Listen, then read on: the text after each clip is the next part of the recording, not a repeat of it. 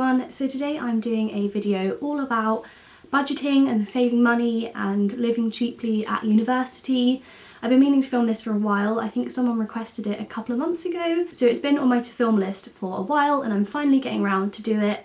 It's the new year, new me, you know, new everyone. We're going to start saving our money, although I think I've done the opposite so far this year. When student loan came in, I went a little bit wild with the new clothes. But now I'm taming it back and I'm going to share with you guys some of my money saving tips. Most of my friends probably know I'm quite the saver, stingy saver.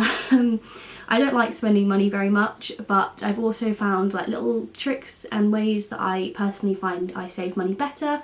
So now I'm just going to share them with you guys. So the first thing I wanted to talk about budgeting wise is making a spreadsheet. I know loads of people who this works great for.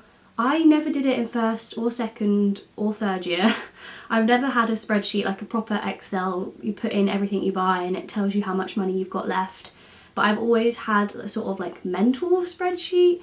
I'm always quite aware of how much money I'm spending. Obviously, everyone's going to have a different budget, so you need to know what your weekly budget is. I would definitely do it weekly rather than monthly, because once it becomes monthly you just can't remember everything you've bought and how much money you've spent and everything like that. So I kind of knew how much money I wanted to spend each week, and then I made sure I didn't really go over that for the most part. For this past month I have actually been writing down what I've been buying, so that's actually been working fairly well for me. It's again not in a spreadsheet, I just kind of put it in my journal that I have. Each week whatever I buy I write it on a little list, basically just to keep up to date with what I'm buying. I think there's a lot of things that you buy and you're not kind of aware that it adds up, you know, like a drink here and there, a coffee on campus. Those are like the small things that definitely add up and you just don't realise. You're wondering where all your money's gone and it's usually just on stupid little things. So I definitely think that writing them down has kind of helped me spot those sort of things that I spend money on. I think the main place that I save money is usually food. So I'm quite a savvy food shopper. I love going to the reduced sections. I always do my shops online, and I know that people have mixed feelings on whether if you shop online you end up spending more money or not. I personally find it works way better for me because I can kind of see everything that's in my basket. I can see all the offers that are going on. I can kind of meal plan that way. I kind of get overwhelmed when I go into a supermarket and I'll just pick up everything. If I walk past an aisle of crisps, I'll get crisps. Whereas if I'm shopping online, I only go to the sections that I need to go to, and I end up, I think, spending my money more efficiently. Also, if you do shop online, make sure you do joint shops with your flatmates and friends, because that obviously saves on delivery costs. And I think most delivery places, I know that Asda and Tesco do, they kind of have like this flexi saver option. So instead of like an hour window that you get that they're going to deliver your food, you get maybe 4 hours or a day or something, and then on the day they let you know more specifically what time they're going to deliver, and that's usually way cheaper as well. So I definitely recommend doing that if you've got a day where you're at home anyway. I would say that with food, meal prepping is such a good money saver. I feel like I'm like the biggest advocate for meal prepping. I'm obsessed. I think if you're going to put all the time and energy into making a meal, you might as well make a massive batch of it and then freeze portions, because then you've got food to hand. It's cheaper because you can buy bigger sets of ingredients and it's not taking up all your cupboard space. And also having that food in the freezer will often save me money on when I'd order food in or something like that. If I'm feeling really lazy and I can't be bothered to cook, I would often be tempted to go on Deliveroo or something like that, get Papa John's. But if I know that I've got food in the freezer that I've made, it's literally all ready to go, I just need to heat it up, I don't really have any excuse, and that definitely saves a lot of money. This also works with taking food to campus as well. So often I'll take a portion of whatever I made the night before to campus for my lunch, because campus lunches are so expensive, and if you get into the habit of buying lunch every day on campus, your money just goes. It's one of those little things that you don't take into account when you're thinking of how much you've spent. And food adds up, it gets so expensive, so definitely take in lunch, take in coffee cups, because then you get reduced coffee on campus usually. I think in most coffee shops now, if you take your own cup, you get a reduced price, and it's also better for the environment. So if you have a reusable coffee cup, take it with you, take your own tea bags with you, then you don't have to buy tea, you can just use hot water on campus, that sort of thing. It's little things like that where it stops you buying food when you're out that definitely saves money. Also food related, eating out and things like that, always look for vouchers online. Join uni days, they have all sorts of food vouchers. Just go on to whatever restaurant you're going to's website, they usually have vouchers. I've got a taste card that I got on offer for £1 for I think 3 months, which gives 2 for 1 in restaurants. If you're on O2, get O2 Priority. That always has cheap meals. I would never ever pay the full price for a meal out. There's never a reason to. There's always a voucher, so there's always a way that you can save a little bit of money. Also, alongside that, this one sounds a little bit weird, but if you're not happy with service or something that you've bought out, don't be afraid to let them know, and not complain, but let them know that you weren't happy with what service you received. I think our generation is very easy to just be like, okay, this happened, let's move on. But for big businesses and big restaurants, they have the money to give you money off your next visit and things like that if you weren't happy with it.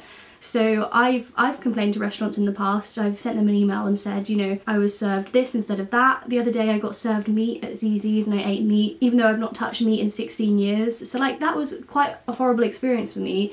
And I let them know, and from that I'm now getting a free meal at ZZ's. So I'm not saying go out and lie and send a bunch of emails to restaurants you've not been to and you've had great experiences at, or attacking independent businesses or anything like that. I'm just saying, if you're not happy with an experience you've had, don't be afraid to let them know, because otherwise you've basically just wasted your money, and if you can get something from that, then it's always a plus. In terms of saving money when you go out, my biggest thing is, if you're planning on getting very merry, then drinks out are just not worth it.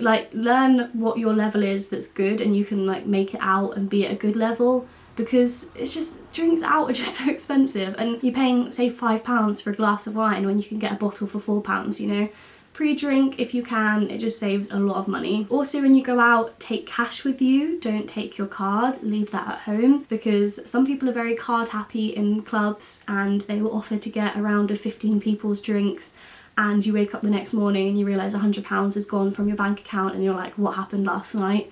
Don't take your bank card with you, then that can't happen. If you take a set amount of cash, you can't spend anything more than that cash, and you're limited to that, so that will stop you from going absolutely crazy with money, which definitely tends to happen. I think if people have had a bit to drink, then they don't really care so much anymore. All budgeting has gone out the window, so take your cash and that will stop all of that from happening. Also related, which I think is something that's very underrated, is having food in your freezer that you can cook quickly when you get in from a night out. I think the drunk food business is definitely booming. They get a whole load of money because students just go crazy when they're drunk and they will order, 2 burgers from the burger van and then get chips on the way home. If you know that you've got stuff in your freezer, there's a little bit more of a chance that you'll go home and you won't buy that stuff while you're out. Obviously there's no guarantee. When you're out and you're doing whatever, but I always make sure I have something at home that I'd want to eat, hash browns or onion rings, chips, that sort of thing that you can just bung in the oven when you get in and you've still got nice food. And then in terms of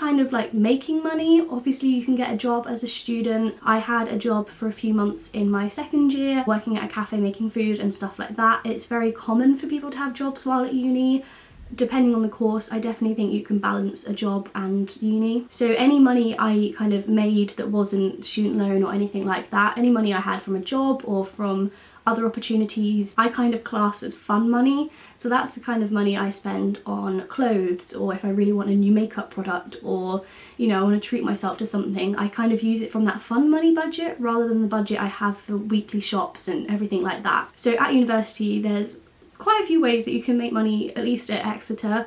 So there's often touring guides stuff, that sort of role, which is good because it usually fits into your timetable. It's not commitment for a whole year, it's just a couple of days, a little bit of extra money here and there, which is just nice. The same for things like open days and helping out in your department, stuff like that. They're usually well-paid jobs and it's just a nice little bit of extra cash. That's the same with studies as well. So I know in psychology people can take part in our research and they'll often be paid for it. So it's not huge amounts, it's usually £5 an hour, but that's still an extra £5 that's sort of fun money, and you can spend it on whatever you want, because if you hadn't spent that hour doing that study you wouldn't have had that money. So this year I've actually done a couple of studies. I've done economic studies, so a little bit different to the psychology ones, but I've still made money from them. I've had 15 quid from about an hour's work doing them, so that was very beneficial for me. Didn't really take much time out of my day and I got a little bit of extra money for it. And that is pretty much all of my little tips and tricks and bits of advice for saving money at university.